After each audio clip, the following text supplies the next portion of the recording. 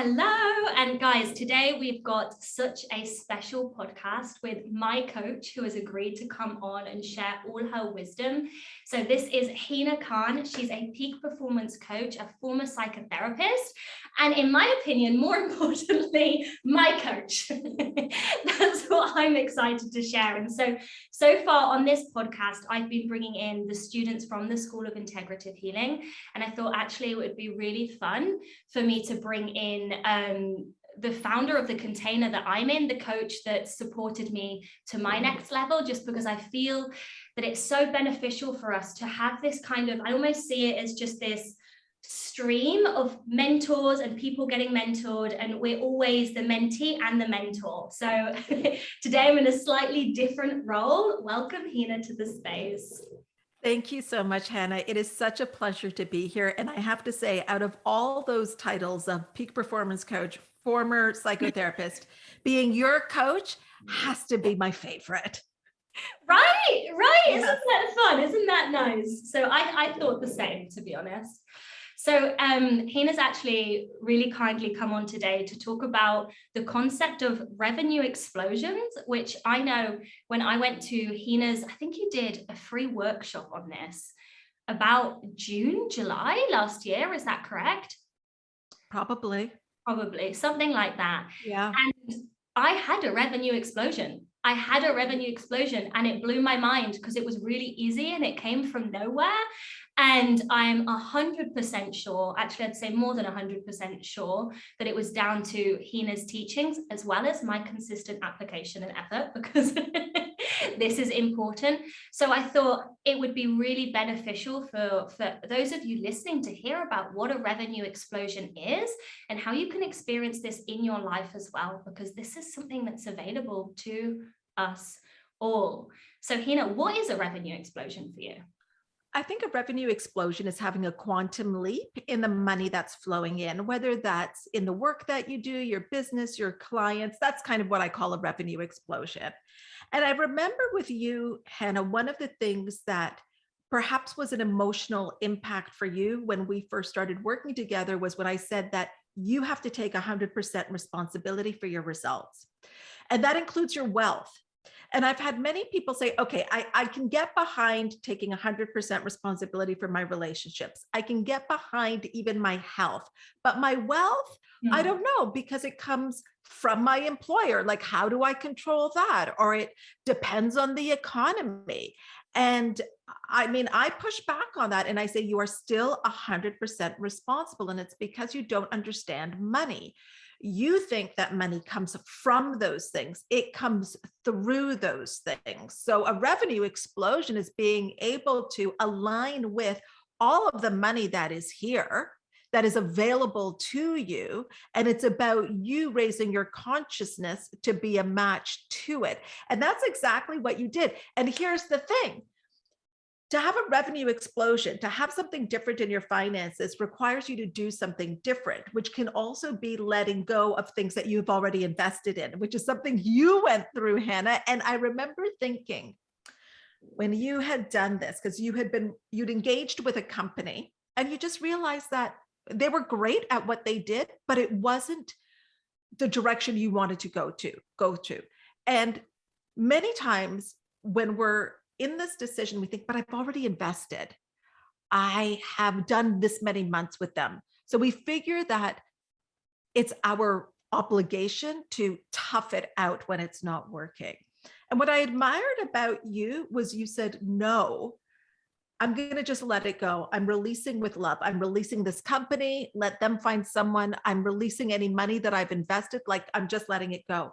And I think that was a pivotal moment in your revenue explosion of saying, I am no longer available for that, for the hard and the struggle. And I'm available to create wealth through ease, joy, and fun. And I'm available for a different way. So all of a sudden, what was already here, you could see now because you started to remove things, but that takes courage. Absolutely. No, it's actually two pivotal things that you've mentioned, because yeah, like Hina said, I'd set up a 6-month contract with a marketing team. I'd committed to this. I'd invested money in this. And I left the marketing team, and I think it was less than 5 days later, I was on an open house with Hina, and I invested another sum of money in my business. And there was part of, I suppose, my old thinking that was telling me that that was wrong and that was crazy, and that this was happening too fast, and I needed to kind of take some space before investing again. But life actually gives us what we desire. It's just sometimes that's a leap of faith to take it, right? And for me, that was that leap of faith and investment in you. But here's the thing, for Hannah. me, in me. It wasn't, yeah, you know what I was going to say. It was a leap of faith in you, just like for your clients, you're the vehicle for their leap of faith in themselves. Mm-hmm. You're the vehicle for them to bet on themselves and say, my health is worth this. My connection to myself is worthy of this investment. You're the vehicle for them, but the actual investment is for them. So you set up something. When you did that, you set up an expectation that money is available. Now, here's the thing. It's not like you would necessarily feel great right away. It wasn't like, let's be real. It's not like Hannah sent the money, it in circulation, moved from her account into my account, moved into other people's accounts as I dispersed it. And it's not like she was like, I feel amazing. There's still going to be this adjustment shock that happens.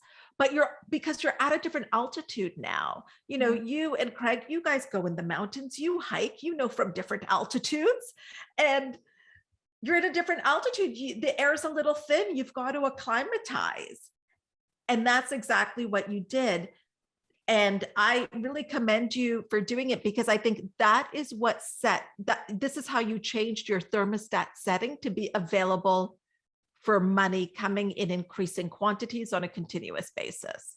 And I think the word that you used as well was ease, because the way that I was running my business before was from a very strategy basis, right? The marketing team, it was very hard.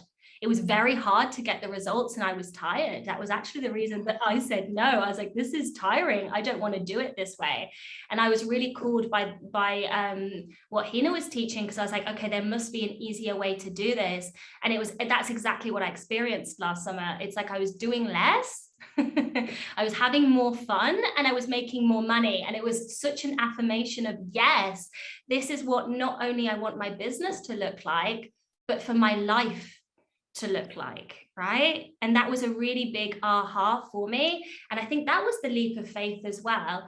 It can be easier than this, and I'm going that direction. And you know what I think was another big piece, Hannah, in what we teach and the work that you did was receiving. Like, could you let it be easy? Because we're so wired for hard and struggle and hustle and grind that it's a conscious shift to allow it to be easy and look for the ease in a situation, and then receive with ease and feel worthy of receiving with ease. Because many times we feel we've earned something if it has been hard and a struggle. But what that means is we've always got to create hard to feel like we're worthy of something. So this is a huge shift as well, to say, I can receive with ease. And then the next part after the receiving piece is having. Can you allow yourself to have what you want?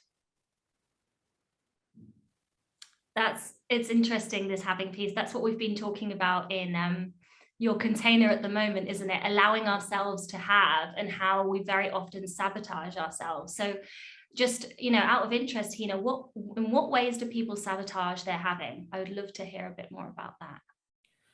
They're so uncomfortable with it that they have to give it away right away. So it's kind of like money can come in one door, like the front door, and it's out the back door, because they don't have a consciousness of having.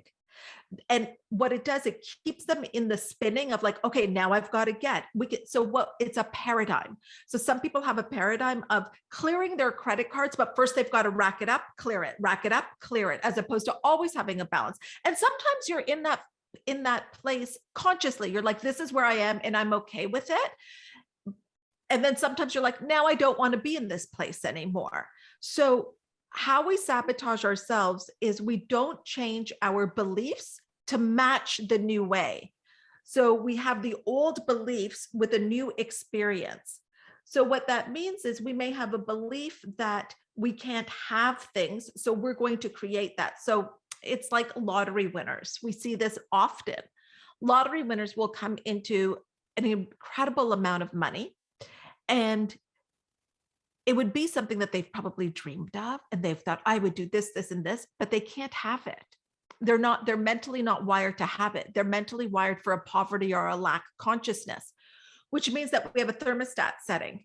And so they will go back to that setting and sometimes be worse off than when they had won, because perhaps even relationships were damaged or things happened as a result of it that they did not like.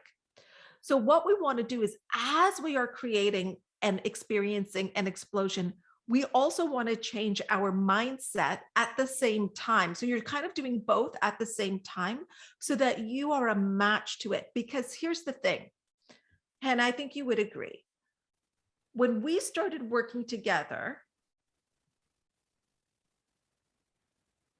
that the Hannah that you are now was a goal for that Hannah.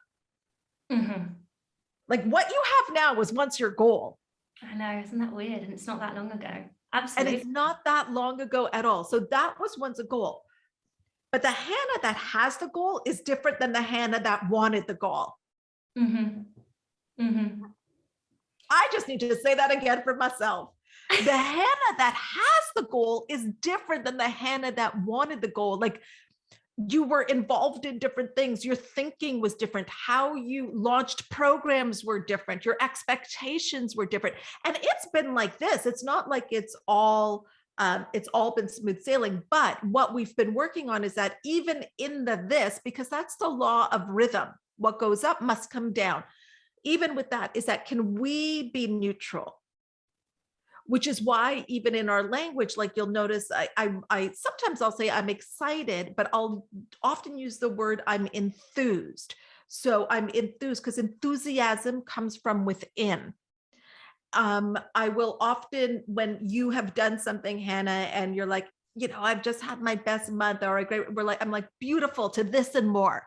Like, beautiful, this is your normal. And we neutralize it and we normalize it so that we're not making it a big deal to our subconscious mind, like, oh, this was a one-off, like you won't be able to do this again, because the paradigm is going to try to get you back. So there's that moment until you have fully acclimatized to the new way. So one of the things I say, even when you start to have wealth, is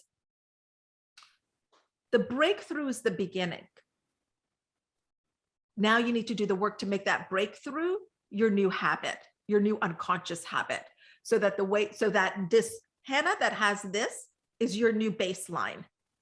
And at some point, this is going to be, oh yeah, you're going to outgrow this. Isn't that exciting? Do you know, it's funny because you say that the Hannah sat here today isn't the same as obviously the Hannah that wanted what I have now.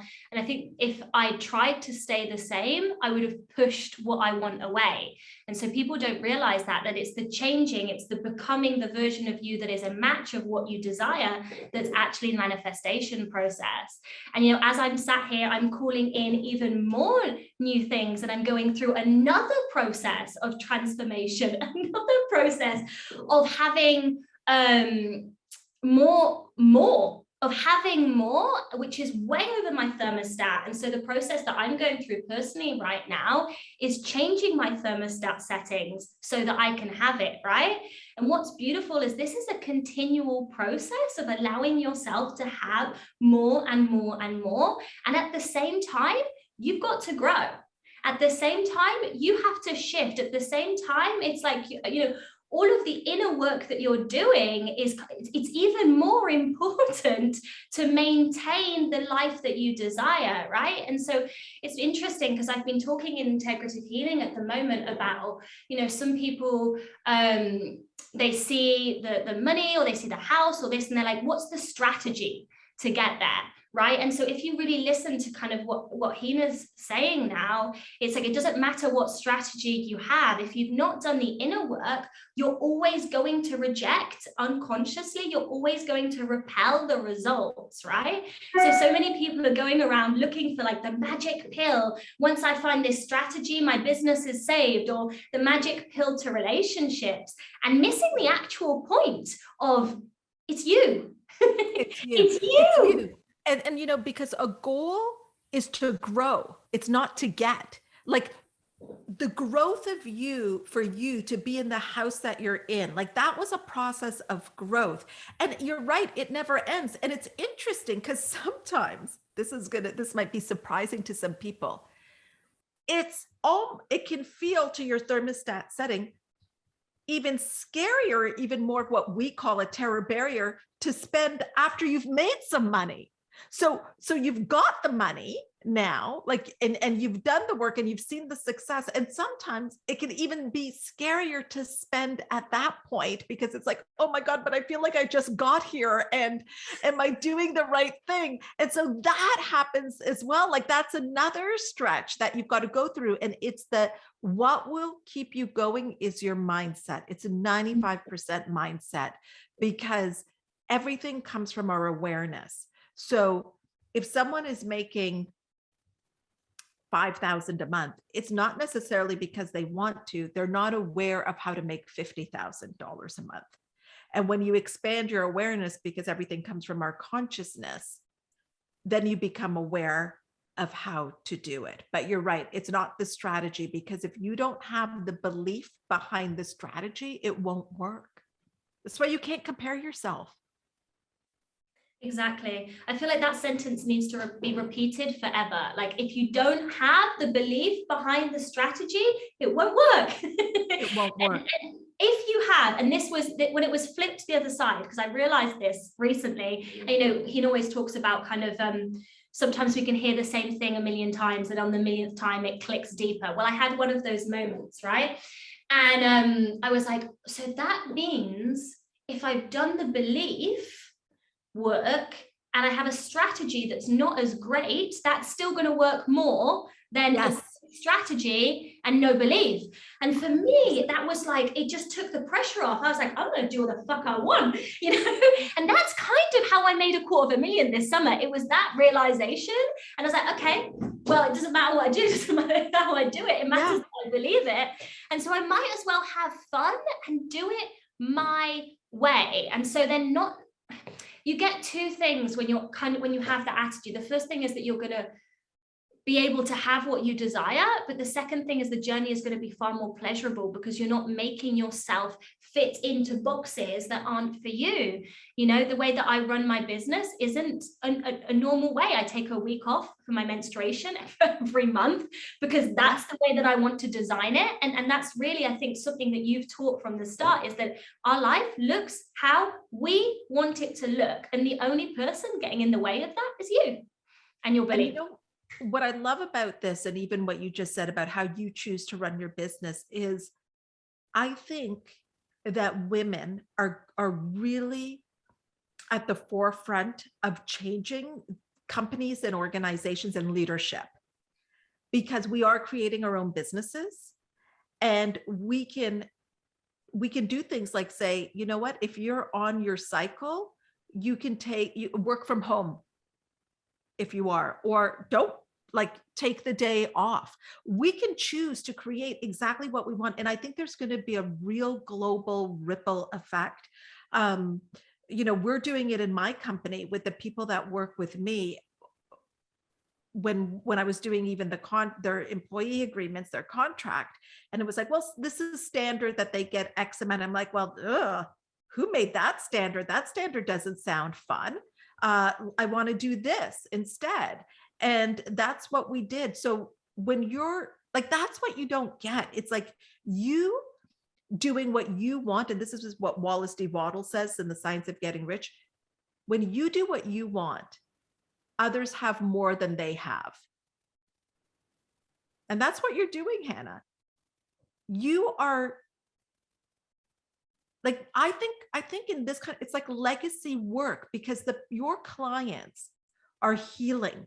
They are changing. This is generational paradigms that are being changed by you deciding that you were going to receive and have. And then by you sharing it too, because sometimes we're scared to share our harvest. We've been putting all these seeds, they come to harvest, and especially women, we shouldn't talk about this. Shouldn't talk about money. Keep it quiet. Should not tell anybody that I got this house. What will they think? But by you sharing it, you don't know who you're touching, who's not even a client, who's just watching you and saying, oh my gosh, wow, is that possible? Like, we can do that. We can ask for that. We can have that and be okay with that, because I don't think we've ever really been taught how to receive and have, especially around money for women.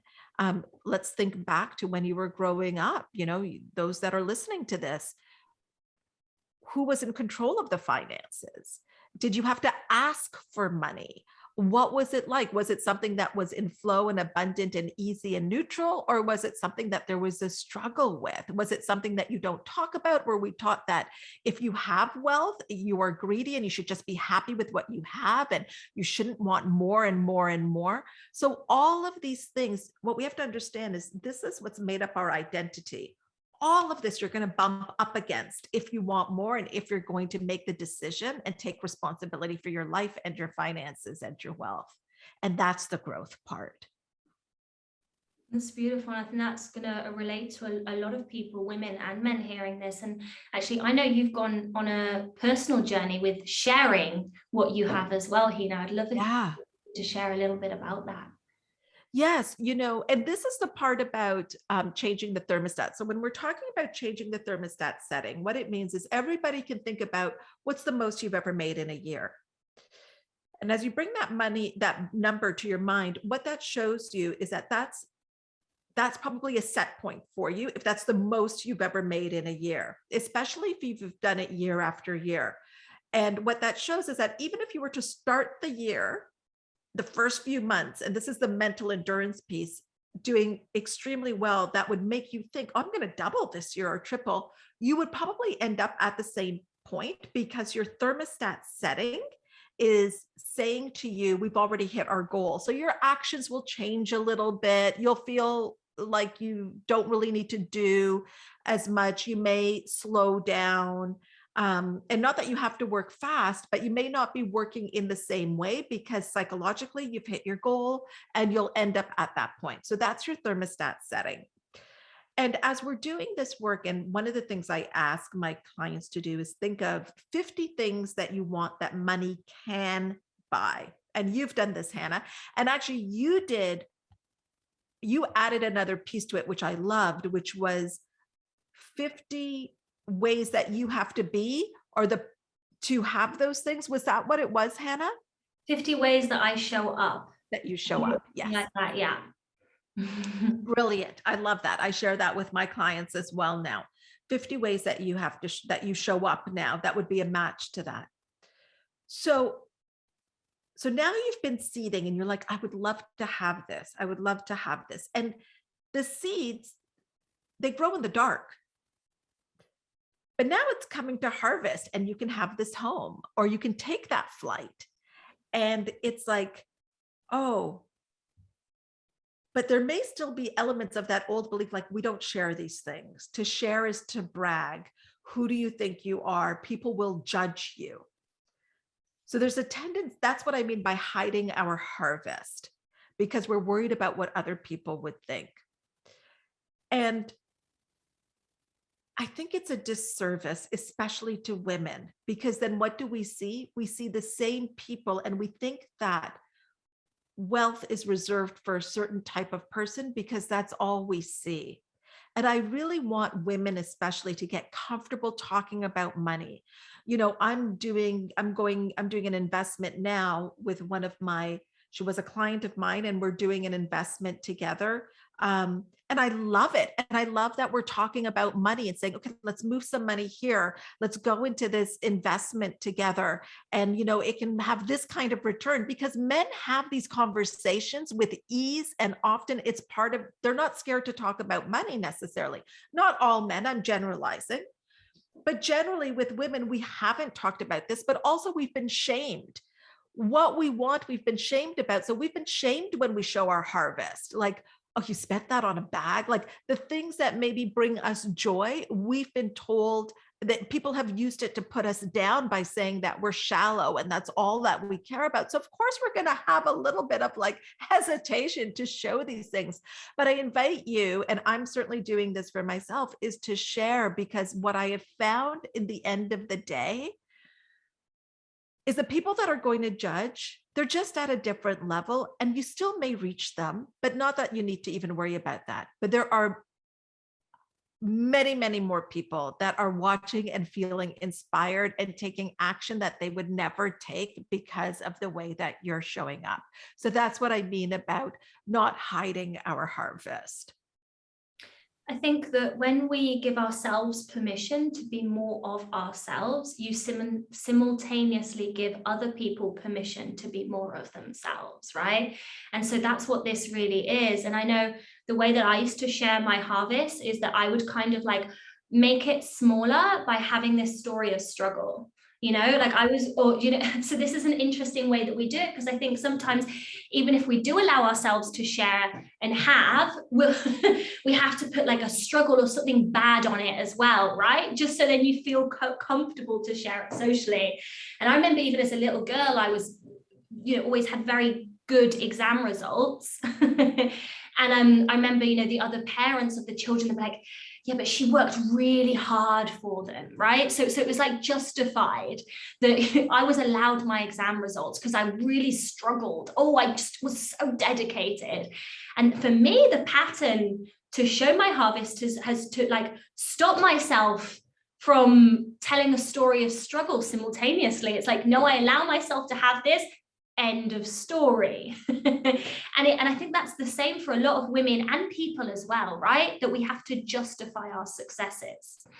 Absolutely. I recently did a mastermind in Toronto for my private clients, and one would think, so these are business women, and one would think like, okay, you're planning a mastermind weekend, so it must be working on the business. And we did that. That was part of it, but we curated the experience for them receiving and having. And just as important were things like, for example, when they were booking their rooms, I said to them, think about the room that you want.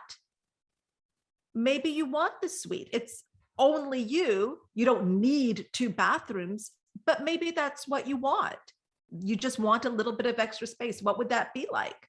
And then even when they came into the room, we just really made sure that they were in a place of receiving and that everything was taken care of and it was easy, because we're not used to that. And then so dinners, even when we went out for dinner, it was like we hired a driver. You just walk out, it's there. Like, what if it could be that easy? And then we're done dinner. Oh, the car is there to pick us up. We're not even calling Ubers to pick us up. And then we went shopping and I had a personal shopper take us to this luxury thing. And this was part of the work, because I said to them, don't look at the price tags. I want you to just look at what you want, try on things from your future self, not even how you see yourself now. And the shopper doesn't have the paradigms that you have about your body and how you show up. So it'll be interesting to see what they choose for you. That was all part of the growth and acclimatizing to this new level, because it was like, what if I can have a mastermind weekend where I'm working on my business, but it can be fun, opulent, in luxury, and I don't have to feel bad about it. I don't have to like suffer. And I think you must find this, I don't know if you do, Hannah, but I think in spiritual circles as well, and perhaps there's a new paradigm, it's like the more enlightened and spiritual you are is tied to how much you have suffered.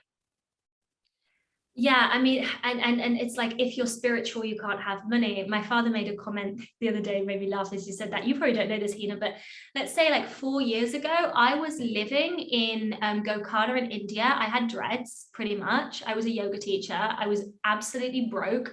I was like the visual image of spirituality, right? Did you know this? Maybe you I did not know this. I'll have to get out a picture. They're really this is funny. only 4 years ago?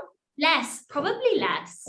Right. So my friends that know me, they laugh a lot because I've changed a lot. Like I'm a chameleon. And my father, I was telling him about recent business successes, and my father's got a different paradigm. He doesn't think it's a good thing that I've been successful. Long story short, and he's like, well, I just don't understand. It's like 3 years ago you're a Buddhist and now you have money. And I was like, Dad, I still have the same views. Like I still do the same healing work. And so it's very funny that we have these paradigms that you can't have both. And I think what we're learning and we're programming is that we can be all of these facets of ourselves, and we can have all of these aspects of our life, right? With women, sometimes we get the story that you can't have money and a healthy relationship, right? You can't have, and there's so many more nuances to that. But yeah, definitely spirituality, and in spiritual circles, I think it's very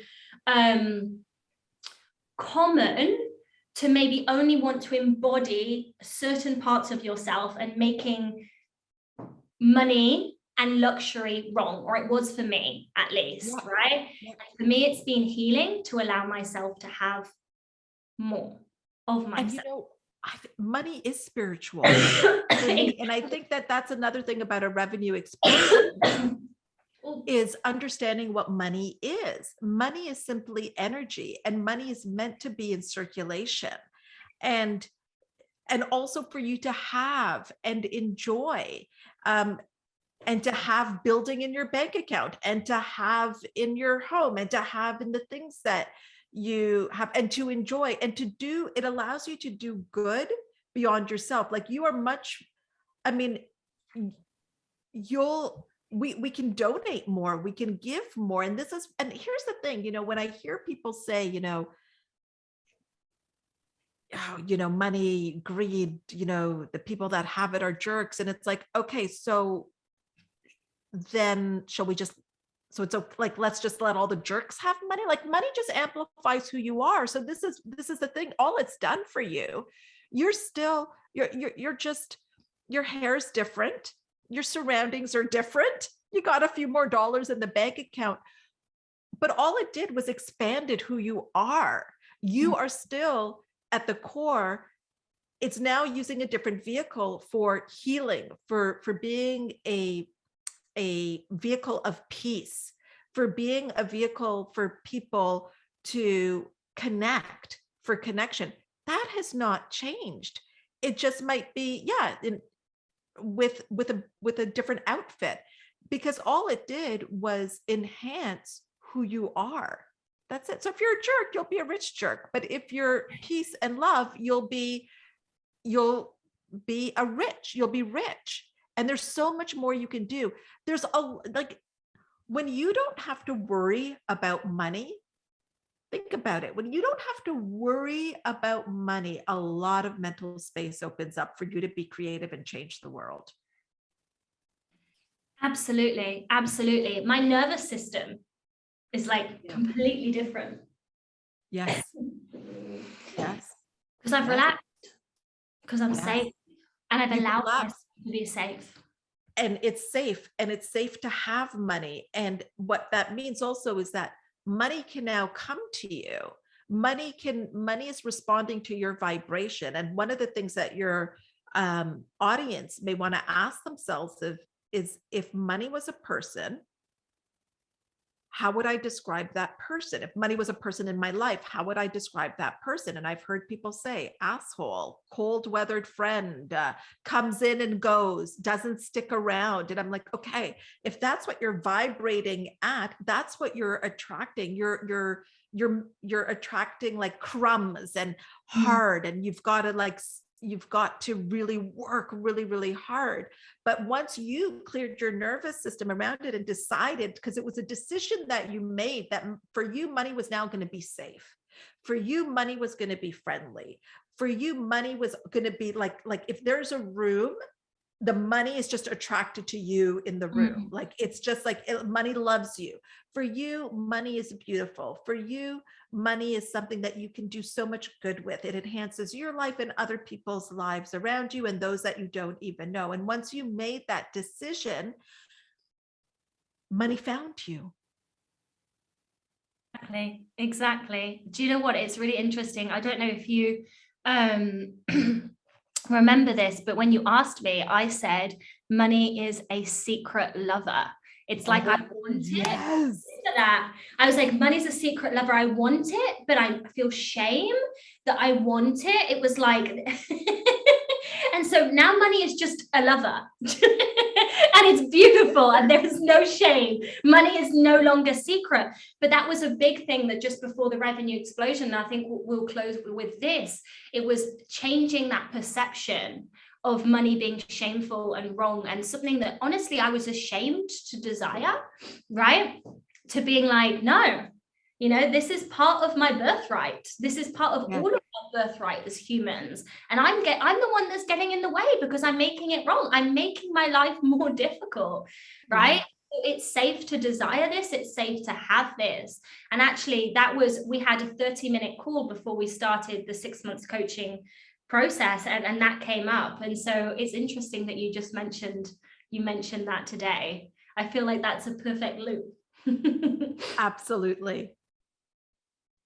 So thank you so much, Hina, for coming on today. I know there'll be loads of nuggets of wisdom for people in this conversation. Listen to it a few times, because sometimes it lands differently when you've heard it a couple of times, and stuff can really come through. Now, for those of you who are like, where can I hear more from Hina? Hina is going to tell you right now. Thank you so much. So next week, you can have the same experience that Hannah has had for months, and that is coming on our study club calls. These calls are done at 6 a.m. Eastern, Toronto time. So I think for Hannah, for you, it was late morning, usually around 11 or 12. And so depending where you are in the world, you can come on live and listen to them. And you'll also learn how I study. So what we do is we start with a little bit of visualization. We start with writing your goal and self-image. So this is where you would write things like, money is safe. I'm available for money. Money is my birthright. And then we go into some teaching, and that's where I will teach from a book that I am studying, and I will show you how I study. And then we do a visualization. And usually in the visualization or the reflection, we're going into our future self. So we can also acclimatize to having before we have. And this is what athletes do all the time. They are always visualizing where they want to be. And so we do the same thing, and that's happening next week, and it's completely complimentary. So I believe the link is in the show notes, and you can sign up for that. And I just want to say one thing about you, Hannah. Well, there's so much that I could say, but I really admire your integrity. And I think that your clients are very lucky to work with you, your clients that have chosen you. You have such integrity. Hannah and I have worked together for many months, and it's in the way that you show up, but even the way that you post and show your harvest is really from your heart. And even to have me on and introduce me to your audience, that takes a lot of integrity to do. And I just love watching your growth and how you show up. And I'm so happy that you're part of our community. Thank you, Hina. I will receive that. Yes, receive and have that. That's all I'm going to say. And you just said one of my affirmations that I tell myself in the mirror, which is interesting. You just put voice to it. So even more interesting. Receive that doubly today. Well, thank you so much for hopping on here. And really, the open houses are such a treat. I know you guys will get so much from them. And yeah, thank you for being in this space today, Hina. I'm sending you so much love. I wish I was in Canada and I could give you a real hug one day. Imagine that. Oh, that's going to happen. It will happen. Or you'll come to the retreat. We're going to do a retreat in November, somewhere warm. Yeah, I was going to say, it's got to be somewhere warm. Like I'm cold. No. We're going to make sure you have somewhere warm. Okay, amazing. More convinced. Okay. Big kiss. Ciao. Thank you, Hina. Thank you.